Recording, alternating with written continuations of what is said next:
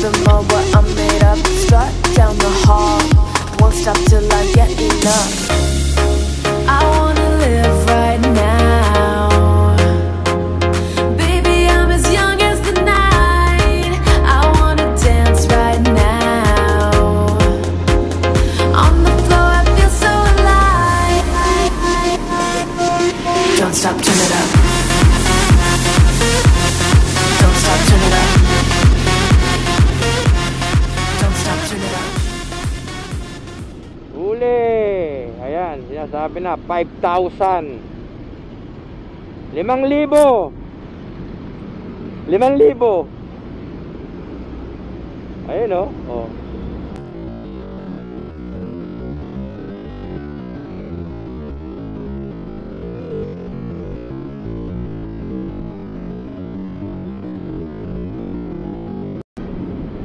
₱5,000.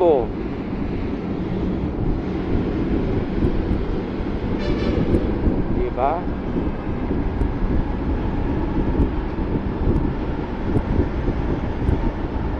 Ay, nakasilip sa gilid eh, no? Nakatago eh.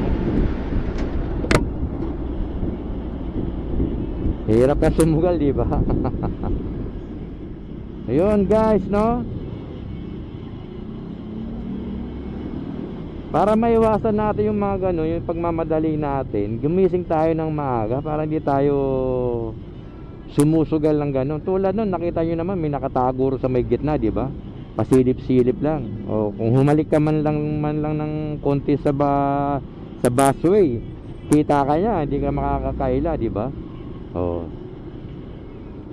tsaga-tsagain na lang natin muna mga brothers, tsagain muna eh, no? Di ba?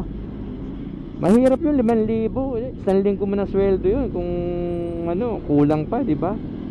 Ano na mangyayari sa'yo nun? Kapag ano, saan ka kukuha? Kung lalo na kung minimum wage lang yung kita mo. Oh. Ayaw mong malik dahil babawasan ka ng 1 oras sa trabaho. Magkano lang ba ang 1 oras? Oh, tlayan natin 50. 50 ba? 100 na. Mawawalan ka ng 100. Ipagpapalit mo sa 5,000. Oh. Oh, tsamba lang naman yun, tsamba. No, hindi po tsamba yan. Yung mga yan, talaga naghihintay ng pagkakamali natin yan. Kaya asahan nyo na nandiyan yan, mga nakatago yan. Oh, para mahuli kayo. Hindi magsasaayos ng trapiko yan. Maghihintay ng mahuhuli yan. Yan. Nakalimutan na nila ang una nilang, ang tawag nun, una nilang katungkulan, yung magsaayos ng trapiko. Yan. Ngayon naghihintay na lang sila ng violators. Oh, tama naman din sila, di ba? Maghintay ng mga susuway sa batas trapiko. Enforcer. Enforce the law. Loko-loko ka, bakulaw.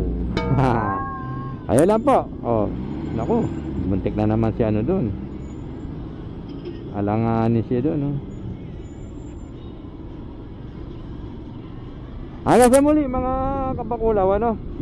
O, maging araw sa atin yung mga yon, no? Gumising tayo ng maaga. O kung tayo naman ni MC Taxi, eh, huwag natin isugal, mga partner, ano? Huwag natin isugal. Kung nagmamadali yung pasahero natin, ay, hayaan mong mali. O, huwag natin pilitin, no? Kawawa naman tayo eh, biruin mo. Halimbawa, magkano lang sinasahod mo, madadali ka ng gano'n, 5,000. O diba? Taktay pamilya mo doon. Ngayon magagalit ka kasi hindi ka pinagbigyan. O, bawal na nga mula pa ng ano, lumang panahon. Diba? Pag bawal, bawal. Sumunod po tayo sa batas, trapiko. O, tayo po, hindi naman tayo sabihin natin napakabait natin, no? Ginagamit din tayo niya sa nitong bicycle lane.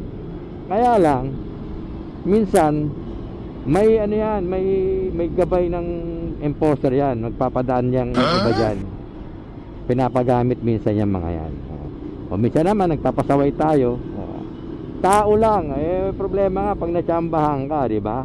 Yun ang problema. Kaya hanggat maaari, Huwag nyo nang pilitin. Huwag nyo nang subukan. Masisira ang buhay mo.